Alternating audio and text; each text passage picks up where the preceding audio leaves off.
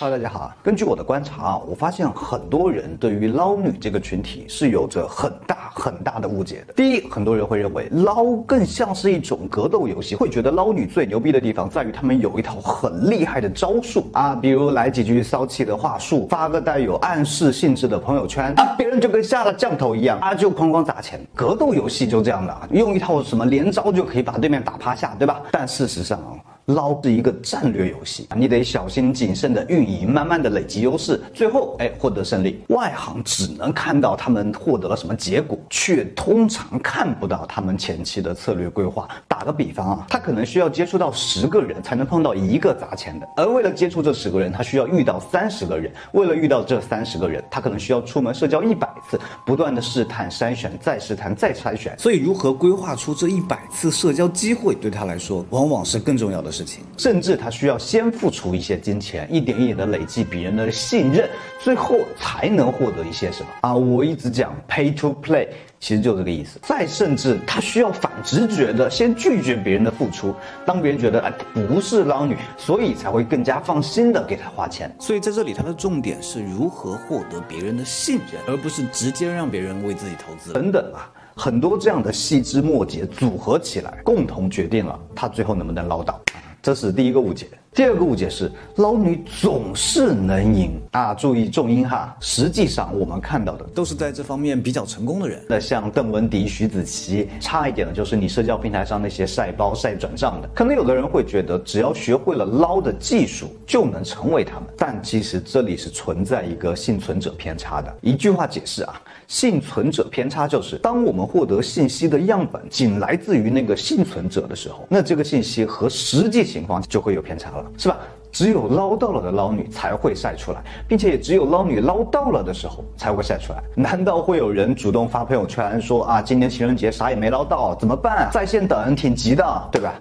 不会的。而实际上捞这件事情成功的少，失败的多，这是第二个误解。所以每次我看到有人说不知道为什么捞女捞起来那么容易，我长得也不差呀，怎么就没人给我砸钱呢？我就知道 She knows nothing。 好，那些捞女是怎么做的呢？我们可以借鉴邓文迪的经历来参考一下说真的，以邓文迪的起点，恐怕在各位同学面前都算不上优秀了。生于尚未改革开放的60年代，小镇重男轻女家庭，家里有2个姐姐1个弟弟，没长相没家境没背景，至于外形大家也都知道的，不算特别优秀吧。其实我们可以代入一下上面这些，就是说如果你是他，你会不会就严格的鞭策自己说我要傍富豪，别的都不行，就得是富豪？我想大部分人应该是不会这么想的。但邓文迪身上有一个很明显的特质，那就是强烈的目的性导向。据已知资料来看邓文迪从成年开始，他的每一段关系都是带着强烈的野心和明确的目的的。于是他19岁的时候认识了美国加州的 Cherry 夫妇没错，就是他成功上位拆散掉的那对夫妻。这个男人确实是有点家底的，但也就属于美国中产的水平，还够不上什么富豪了。而同时他已经50多岁了，对吧？这个年纪相当于邓文迪的2倍都不止，还已婚。再代入一下，你是否愿意去趟进这个浑水里，跟一个比你爸还老的男人去一个完全陌生的国家，不惜当第三者也要和他结婚吗？我相信大部分人还是不愿意的，但是邓文迪愿意。这就是强烈的目的性导向，就是只看结果，可以为了这个结果忽略掉过程里面的那些艰难了。而且我们说和一个老男人结婚，这是一个结果的话，可能格局又小了。很明显，这对于邓文迪来说只是一个开始，他要的不是和老男人结婚，而是一个去美国的机会，有地方住，有起码的生活保障，有绿卡。至于捞钱，他的征途还有星辰大海，还有传媒大亨。我猜测邓文迪他自己也知道自己的起点不算高，不太可能一步到位放到富豪，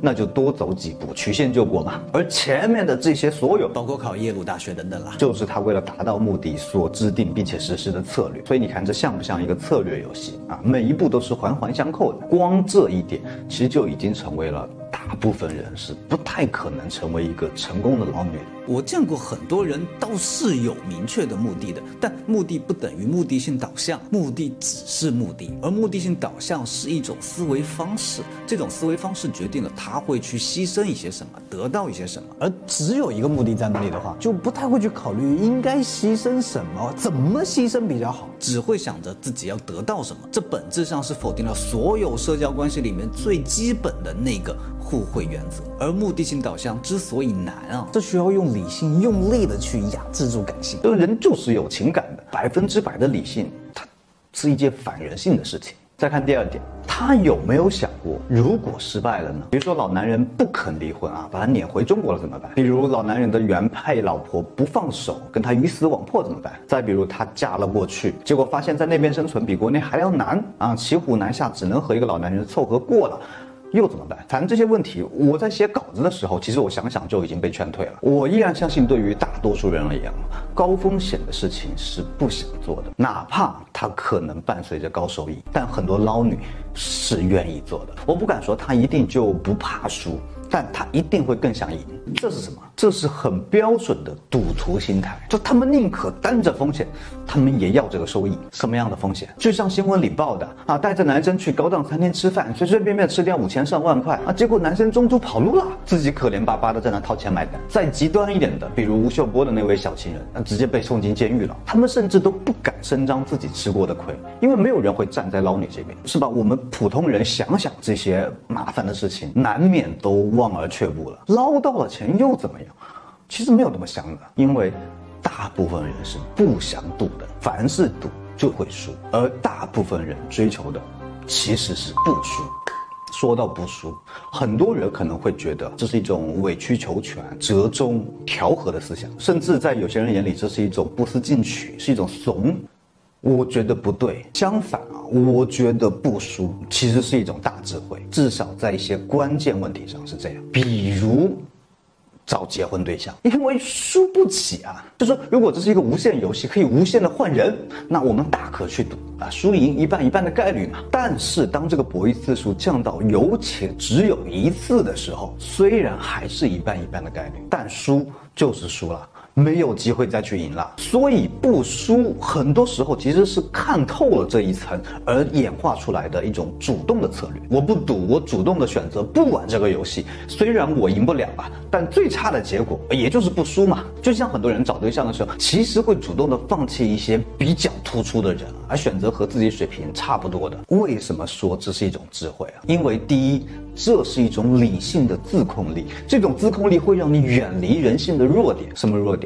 人都是想要天上掉馅饼的。当我们可以不劳而获站在那里，别人就哐哐砸钱的时候，这个钱来的太容易了。但是美貌是会消失的，红利是会消失的。当人习惯了这种天上掉馅饼，再让他去踏踏实实的工作赚钱，那可就难了，是吧？就最终在很长的时间里面承受着一个很大的风险，甚至是后果了。第二，这是一种长远的全局观。对，我可能是找了一个相对普通一点的人嘛，但这种普通会在一个更长的时间维度下，一点一点的慢慢的给我带来好处，比如会少掉很多争吵，多一份安全感，并且我也不至于把自己完全的寄托在另外一个人身上，我更容易对自己有更多的掌控力，不至于说对方反水之后我就一无所有了。其实这也是中国儒家思想的一种古老智慧，叫做竭忠等怨。